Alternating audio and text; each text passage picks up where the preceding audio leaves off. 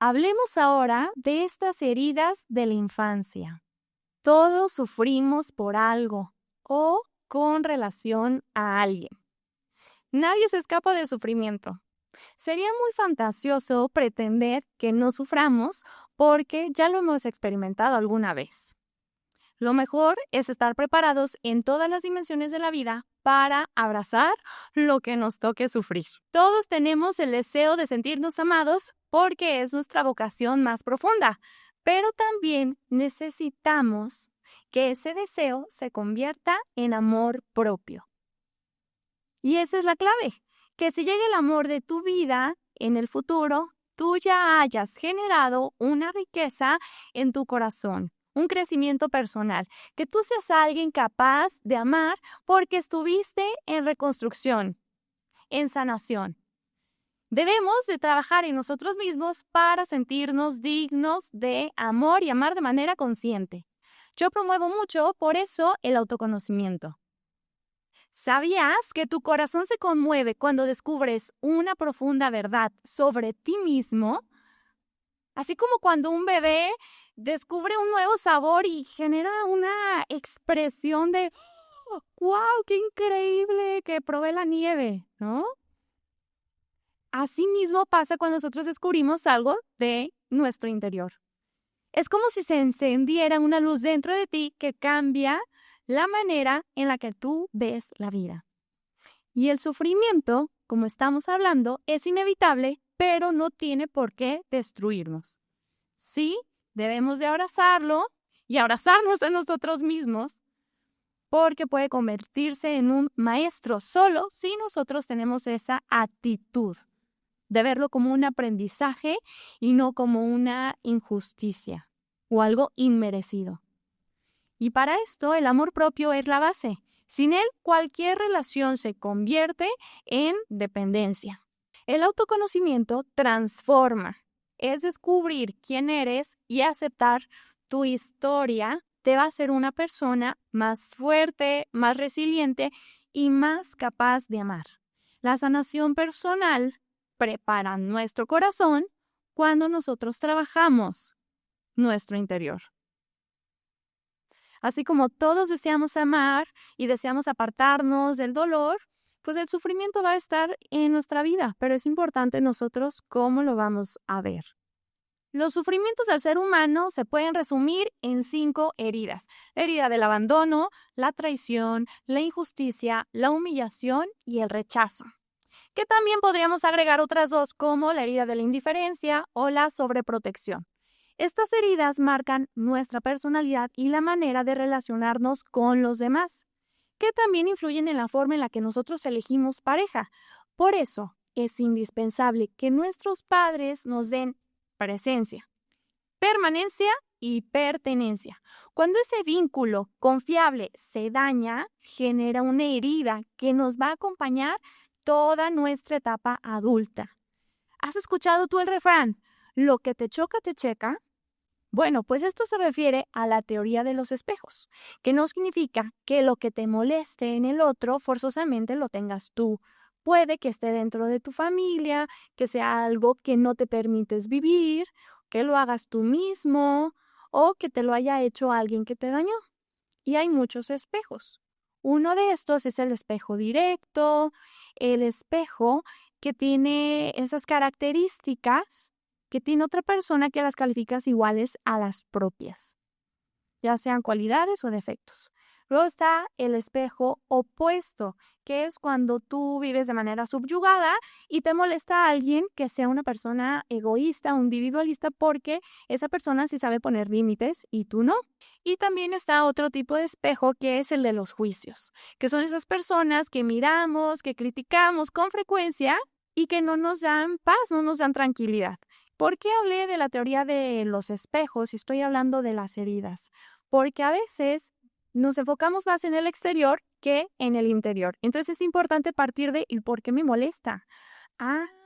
Es que yo recuerdo que una vez en una Navidad una tía me dijo tal comentario que me lastimó. La psiquiatra Elena Anaya explica el amor de la siguiente forma, referente a las heridas emocionales. Haz tú un triángulo con tus manos. La base del triángulo es el amor propio. La parte izquierda se refiere al amor tuyo hacia los demás y la parte derecha se refiere al amor que recibes de los demás. Todas estas categorías deben de estar en el mismo grado. Si no me amo, yo no puedo amar a los demás, porque los estaría amando desde una carencia. Y tampoco voy a percibir que los demás me aman. Al contrario, voy a sentir que me atacan. ¿Te ha pasado que te molestes con alguien porque le abres tu corazón y le dices tu sentir y te responde: disculpa si acaso te ofendí. No fue consciente si tú crees que te llegué a fallar. ¿Tú crees que eso es un perdón genuino? Discúlpame. Pedir perdón implica reconocer lo que se agravió. Cuando alguien lo hace con las palabras adecuadas, ese perdón es sumamente reparador. Pero el problema es que no siempre lo recibimos. Que ojo, tampoco es necesario que las personas nos pidan perdón. Claro que es muy bonito y por eso nos duele tanto. Por eso podemos caer en el rencor. Es que no me pidió perdón, no reconoció que me lastimó. Pero si tú crees que el mal que te hicieron se debe de pagar, jamás vamos a perdonar. Y para mí esto es súper difícil. Se dice fácil, porque es una herida de injusticia. Yo no lo merecía, pero te lo aplicaron. ¿Qué vas a hacer? ¿Aplicar la ley del talión? En el fondo, es porque nosotros tenemos un coraje bien enraizado que no podemos soltar. Entonces es importante cuestionarnos: ay, ¿cuántas piedritas tengo yo enraizadas en mi corazón? ¿A quién me hace falta perdonar? Que ojo, no significa que perdonar es que tú le digas a la otra persona: me voy a poner de tapete. Aquí te da mi otra mejilla para que me vuelvas a golpear y lastimar. No, sino que el pedir perdón es como quitarle la deuda a esa persona de que te debe de pedir perdón o por lo que te hizo. Soltar es tan difícil, pero soltar es identificar en nuestro mundo interior que nuestro corazón no le pertenece a quien nos dañó, sino a quien lo repara. Y ese acto de soltar es el inicio de la verdadera libertad interior. Oye, Cris, ¿cómo sé si tengo yo una herida? Bueno, la respuesta suele aparecer en tu manera de relacionarte contigo mismo o con los demás. Si tú llegas a sufrir por algo que haces o por cómo son contigo mismo, tú te sientes culpable o con miedo de herir a alguien. Marian Rojas habla de las personas altamente sensibles. Las personas que son muy empáticas, que se olvidan de sí mismas por estar con otras personas. Identifica tú qué tipo de herida tendrán estas personas por sus siglas PAS, que son personas que no les importa sacrificarse con tal de que el otro sea feliz. Otra señal de una herida es cuando te afecta demasiado la actitud o el comportamiento que alguien tiene contigo.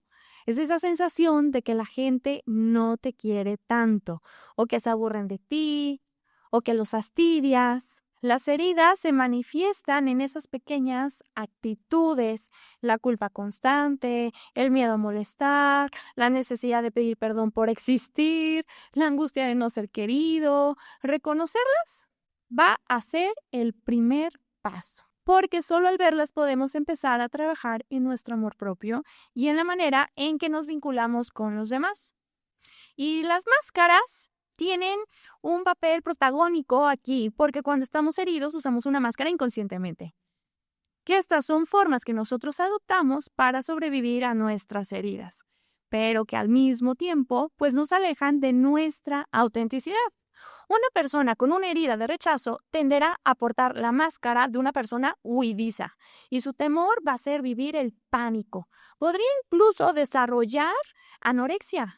Cuando se activa esta herida, surge el deseo de huir de la situación o de la persona que provoca el rechazo. Y esta máscara te convence de que lo mejor es ser invisible, no decir ni hacer nada que pueda provocar aún más el rechazo de las otras personas. Y se instala la creencia de que tú no eres suficiente ni importante para ocupar tu lugar o que no tienes derecho a existir como los demás sí. La segunda, una persona con una herida de abandono tenderá a portar la máscara de una persona dependiente y su temor va a ser vivir la soledad. O sea, es lo peor que le podría pasar a una persona con herida de abandono.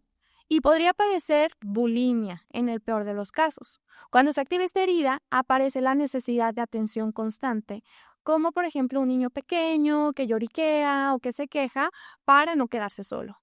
Se hacen maniobras para evitar que las personas te dejen o para recibir más atención. Es como esa abuelita que tienes un tiempo sin ver y que de pronto la abuelita se enferma. Entonces ahí están todos los hijos y todos los nietos con la abuelita. ¿Te suena?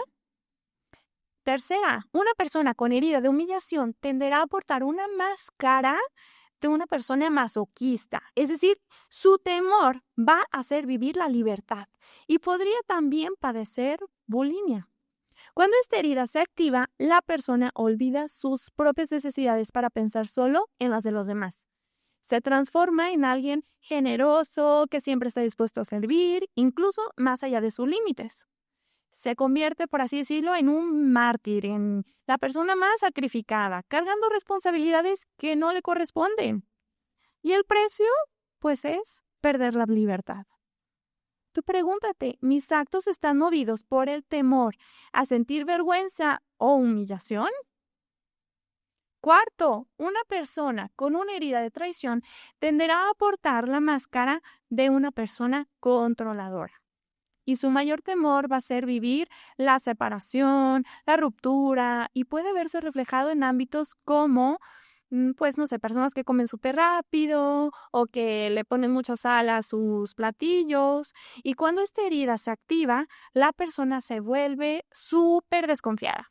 Actúa a la defensiva, es una persona autoritaria, hace todo lo posible por demostrar fuerza y evitar que otros decidan por ella. Se obsesiona con no perder reputación, incluso al grado de mentir. Proyecta seguridad, pero en el fondo es una máscara, es pura apariencia.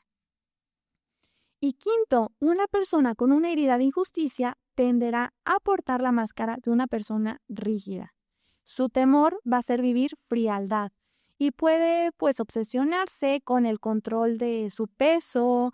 Y cuando esta herida está activa, la persona se vuelve fría, brusca y seca. Y lo refleja tanto en su lenguaje no verbal, en sus comportamientos. Es una persona sumamente perfeccionista.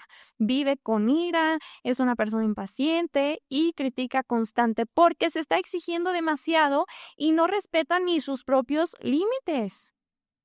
Se me ocurre en este momento al personaje de Iron Man. Si bien, en resumen, todas estas máscaras son intentos de protegernos. Como queremos evitar ese dolor, no queremos volverle a poner limón a nuestra herida, salen las máscaras, que nos van anestesiando, pues ese dolor y que evitan que otras personas nos vuelvan a dañar porque estamos vulnerables, porque tenemos la herida abierta, porque no la hemos sanado o ni siquiera la hemos detectado. Por eso es que es muy importante darnos un clavado en nuestro mundo interior y cuáles son esas heridas que tengo que me llevan a vincularme con las demás personas desde ciertos comportamientos. Y la clave aquí no es desear que desaparezcan las heridas, sino más bien trabajarlas para quitarnos la máscara y ser personas que estemos trabajando en nuestra sanación. ¿Cómo es que nosotros nos podemos provocar algún daño con estas heridas? Pues bueno, si nosotros no somos conscientes de estas, nosotros mismos nos estamos haciendo un daño cuando, por ejemplo, quien sufre la herida de rechazo alimenta su herida cada vez que se considera poca cosa. Ay, no, es que soy un bueno para nada, es que soy incapaz de marcar la diferencia en la vida de las demás personas. Son personas que proyectan esto cada vez que quieren huir de una situación. Segundo, quien sufre de una herida de abandono la alimenta cada vez que abandona un proyecto o incluso que provoca que los demás lo abandonen para quedarse solo. Tercero, quien sufre humillación alimenta esta herida cada vez que se rebaja, que se compara con otros, que se minimiza, que se acusa por estar gordo o demasiado flaco o porque le hace falta voluntad y se van humillando a sí mismos, vistiéndose también mal, porque no se sienten bien. Cuarto, quien sufre la traición la alimenta mintiéndose a sí mismo, convenciéndose de que no puede confiar, castigándose a hacer todo solo, no pedir ayuda. Quien sufre injusticia la alimenta siendo demasiado exigente consigo mismo sin respetar sus límites, viviendo tensiones constantes, se critica, no logra ver sus cualidades, ni logra ver lo que hace bien, se provoca un sufrimiento por su dificultad para darse placer o reconocer sus logros. Y pues cada una de estas máscaras que usamos para sobrevivir terminan perjudicándonos más que ayudándonos, porque nos convencen de que estamos protegiéndonos, pero en realidad nos mantienen atrapados en ese dolor. La verdadera salida no está en alimentar la herida, sino en reconocerla, aceptarla, brindarle un amor incondicional, purificando esta herida, haciéndonos responsables. ¿Has escuchado la frase ayúdame a ayudarte? O sea, si ya la reconocimos, ¿cómo nos vamos a ayudar para evitarla, para sanarla? Y finalmente, ¿cómo vamos a curar estas heridas? La respuesta es simple, con amor. Marian Rojas decía que el antídoto al sufrimiento es el amor. Porque amar es aceptar tal cual como es la persona y querer su bien. Y cuando hablamos de amor propio, sanar las heridas implican ese abrazo a nuestro corazón. El hecho de ser personas significa o implica más bien que no vamos a agradarle a todos y que no por eso debemos de juzgarnos. Cuando ya estás tú en sanación, lo verás de esta forma. La herida del rechazo se transforma cuando tú ocupas tu lugar y te afirmas sin incomodarte si alguien te ignora. La herida del abandono se sana cuando tú te sientes bien contigo mismo, aunque estés solo, y puedas continuar tus proyectos sin depender del apoyo de otras personas.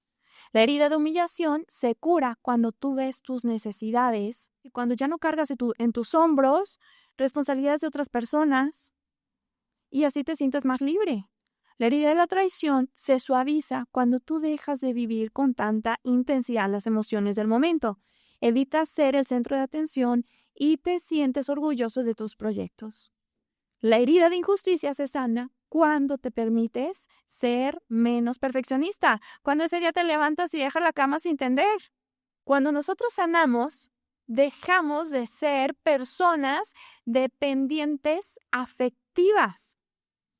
La autonomía afectiva es la capacidad de saber qué deseamos y emprender las medidas necesarias para realizarlo.